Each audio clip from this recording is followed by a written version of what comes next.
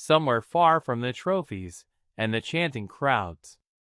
I want to take you to a bed in a cramped room, where a boy is sleeping with something pressed against his ribs. It isn't a blanket. It isn't a stuffed animal. It's a ball, scuffed and heavy, made of real leather. The boy doesn't stir. He has learned to sleep through noise, through hunger, through almost anything. What he cannot sleep through is a night without that ball nearby. But here's the part of the story people forget. The boy in that bed never really grew into someone else. He just got louder, richer, more watched. Tonight isn't just a highlight reel of goals. It's the story of a boy who was handed a whole nation's hope before he was old enough to vote. The fifth of what would eventually be 8 children crowded into a small house with a corrugated roof. His father, a man everyone called Don Diego, spent long shifts at a bone meal factory that left the smell of the job clinging to his clothes. His mother, Dona Tota, was the quiet architect of the household, stretching thin meals into full ones, mending clothes until there was nothing left to mend. When the food ran short, his mother would announce that her stomach was bothering her, that she wasn't hungry tonight, and she'd push her portion toward her children instead. That was the soil this boy grew out of, a mixture of scarcity, stubborn affection, and a father who worked himself thin without complaint. He wanted, as he'd later describe it, to lift something enormous over his head in front of people who had once looked straight through him. The neighbors gave him a nickname early, Pelusa, meaning something like fuzzball, a nod to his wild mop of dark curls. It sounds almost affectionate and soft, and in a way it was. But there was nothing soft about the way this small, fuzzy-haired kid moved once a ball touched his feet. By the time he was 8, he joined a youth side with a name that sounds almost like a joke until you learn what they did with it. Los Cebolitas, the Little Onions. What happened next reads like folklore, except it's documented, filmed, and remembered by hundreds of witnesses. Coaches watching this undersized child dance through defenders twice his size assumed there had to be some mistake. Surely no 8 or 9-year-old moved like that. Under Los Cebolitas, Diego strung together a run that still sounds invented. Well over 100 matches without a single defeat. Instead of heading for the exits or the food stalls, they'd stay glued to their seats, waiting for the interval show. A small boy juggling a ball on his knee, his foot, the back of his neck, for minutes at a stretch, as though gravity had made a private exception for him. Picture that for a second. A stadium full of adults falling silent just to watch a child play with a ball the way other kids might play with a puppy. People started saying this kid might be the one to drag Argentine football out of a slump. But before Diego could give the country anything, the country handed him his first real gut punch. And it didn't come wrapped in a loss on the scoreboard. The year was 1978, and Argentina was hosting the World Cup, the sport's largest stage, set up right in its own backyard for the first time. Too young, Menotti reasoned, too small a frame to carry the psychological weight of an entire tournament played under his own country's flag. A reporter leaving the training facility that night described hearing something in the darkness near the practice fields. A boy crying, alone, folded up against the trunk of a tree. It was Diego. The journalist tried offering the obvious comfort. There would be other World Cups, plenty of them, for a talent like his.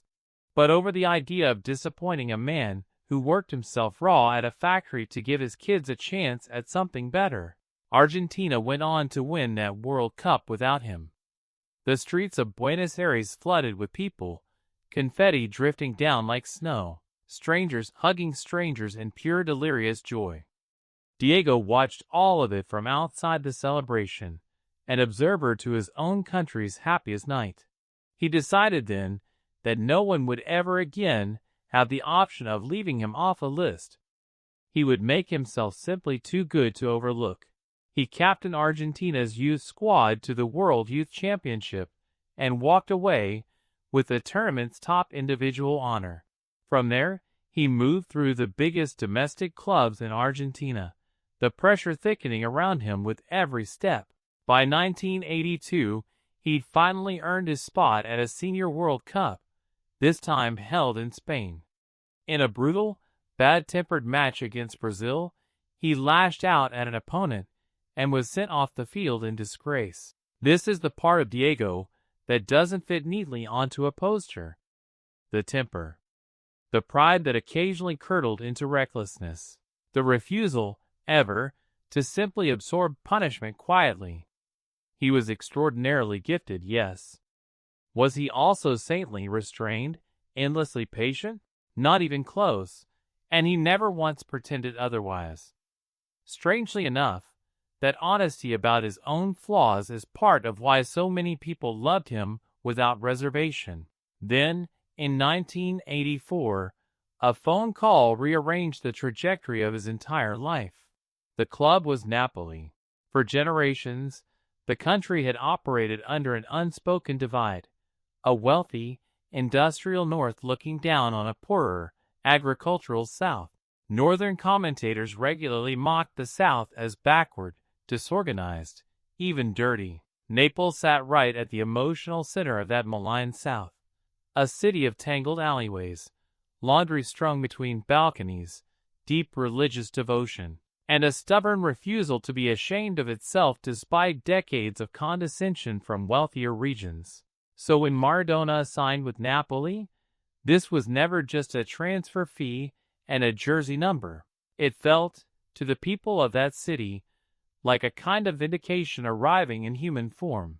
They were there to look at him. Why did an entire city respond with that kind of intensity?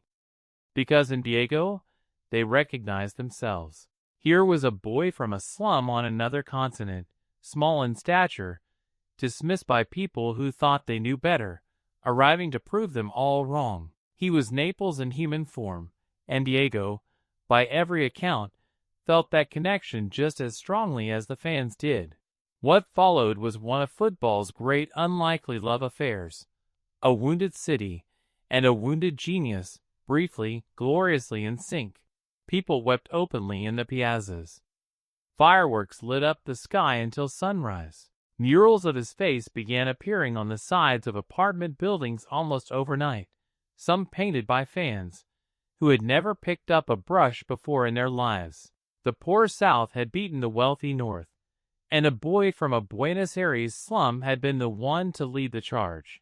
A second league title followed in 1990, along with cup trophies the club had only ever fantasized about. But the silverware, as remarkable as it was never really the heart of the story. What Diego gave Naples was dignity, the sense of finally being seen by a country that had spent decades looking away. The second would leave almost nobody arguing at all. A high ball drifted into the English penalty area. Diego went up for it, and so did England's goalkeeper, Peter Shilton, a full head taller and considerably stronger in the air. By every reasonable expectation, Diego had no business winning that duel. And yet the ball somehow dropped into the net. For a beat, confusion rippled through the stadium.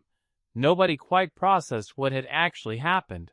The referee, positioned imperfectly, never caught it. The goal stood.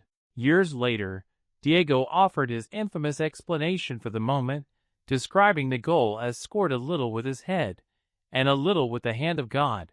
It landed as a small measure of payback after a war that had cost so many young lives. Before the outrage in the stadium had even settled into something coherent, Diego did something almost unbelievable. A third English player lunged and missed him completely by a wide margin. A fourth converged and fared no better. The ball stayed glued to his feet through all of it, as though it had been stitched there. By the time he reached the goalkeeper, the stadium had turned into a wall of noise. He slipped past the keeper with the smallest shift of his hips, and rolled the ball gently into the empty net. Decades later, when FIFA polled fans on the greatest goal in World Cup history, this one won by a wide margin. They still call it, simply, the goal of the century. The most beautiful goal ever recorded in a World Cup came only minutes after one of the tournament's most notorious acts of outright cheating, and both goals belonged to exactly the same man. In 4 minutes, Diego Maradona had shown the entire watching world both halves of himself at once. The trickster and the genius, the flawed man and the once-in-a-generation talent. That duality wasn't a contradiction in his story. It was the story. A single man, virtually alone at times, had hauled an entire national squad to the summit of the sport. From that peak, there's really only one direction left to travel. The decline didn't announce itself with a single dramatic event. He was, by any measure, one of the most recognized human beings on the planet at that point, and there's no ordinary framework for understanding what that kind of exposure does to a person's daily existence. There was no quiet corner left for him anywhere. No unremarkable Tuesday. No version of simply being Diego without an audience. He also drifted into uncomfortably close contact with organized crime figures operating around Naples. It's difficult to pinpoint the exact moment joy curdled into dependency, but it happened. Here, I think, sits the saddest thread running through his entire life. The world wanted Maradona the deity, but no human frame was ever built to comfortably carry the weight of being worshipped. And slowly the myth grew larger than the man ever could. He returned home to Argentina, searching, not for the first time, for a way back to himself. By 1994 there was one final flicker of the old brilliance. He trimmed down, sharpened up, and looked like a man capable of one last run. Argentina called him back for another World Cup, and he wore the captain's armband once more. A quick sequence of passes found his left foot, one touch to control it, another to set himself, and then he drove it into the top corner from range. But what happened immediately afterward is the part almost nobody who saw it has ever forgotten. Days later he failed another drug test, and was expelled from the tournament in full view of the watching planet. That strike against Greece turned out to be his final goal for the national team. The world had already witnessed him at his absolute peak. Now it watched, in real time, as things came apart in the open. The boy who had once seemed too quick for defenders to catch eventually found he couldn't outrun himself. So how does a story like this land? Here's the detail that stays with me longest. Through every messy chapter, the public affection never really left him. He once put it simply himself. He said he was either black or white, and would never be gray. He gave the world more joy, arguably, than his own body was ever built to sustain. The government declared 3 days of national mourning. Crowds packed the streets of Buenos Aires, grieving as if they'd lost immediate family, not a public figure. An entire city wept for a man who'd left them, physically, many years earlier. They were for Diego, messy, emotional, proud, broken, and completely, gloriously human in every direction at once. He belonged to them. He always would. We've traveled a considerable distance tonight, from a tin-roofed house on an unpaved street, through stadiums roaring on 2 different continents, to a quiet and painful goodbye decades later. But if there's one thing worth carrying away from this story, it was about a boy who had almost nothing, who decided that a single leather ball was reason enough to dream bigger than his surroundings suggested he should. The one standing at the back of every line, the small and the dismissed. He proved that the most overlooked among us are sometimes capable of rising the highest imaginable, and he proved something harder to sit with too, that a single person can carry both wonder and ruin inside the very same hands, at the very same time. Maybe there's something in that worth sitting with for yourself, friend. We all carry some mixture of light and shadow underneath the surface. You don't need to be flawless to be loved. You don't need to win anything in particular to matter to the people around you.